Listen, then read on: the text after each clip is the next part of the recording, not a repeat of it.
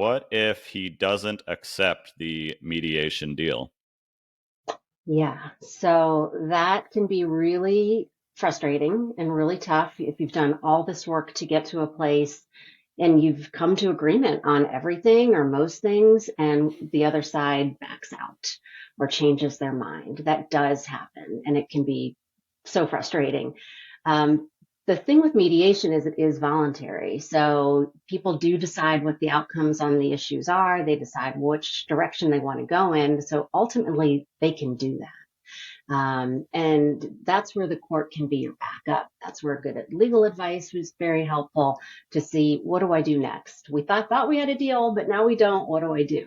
The mediator, can keep negotiating with the parties to a certain point, but if it looks like folks are stuck, that might be where mediation ends and you move into litigation. But of course, most cases still settle outside of the courtroom. So even after you mediate, if it doesn't settle in mediation and you go talk to attorneys and you go to court, chances are it's still going to settle. So the mediation work you did is still worthy and valid. It just happens later. Hmm. And this is another question. It sounds like it could be related. Can you go back to mediation more than once? Yes, you sure can. So maybe you mediate early in the process and it impasses, meaning you don't settle. You negotiate with attorneys, you negotiate privately, you keep working on it. Maybe you even have a hearing at the court or two, and then you go back to mediation and you end up settling because by then a lot of not only, like I said, the homework of the researching information, but also the emotional processing, all that has passed. And you might be seeing the money add up, going to the lawyers and the accountants and financial advisors and realize it's time to settle. So yes, you can always come back to mediation. And then after divorce, post divorce, you can come back to mediation to modify a divorce agreement as things change. Like as the kids grow up or financial pictures change, you can come back to mediation later.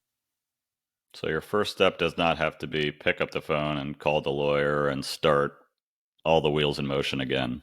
It does not. Got it. Next question we got. How can I amend a divorce decree pro se? And you can explain what pro se means for our audience because I didn't even know right away. Yeah, sure. So pro se is when you don't have attorneys. So it's when you're representing yourself. So it's Latin for self. And anybody can go to court for, anything without an attorney. Again, good legal advice is really important and helpful a lot of the time. But post divorce, if you want to modify or amend what you've already got signed off on by the judge, you absolutely can do that without an attorney. You can absolutely do that with mediation.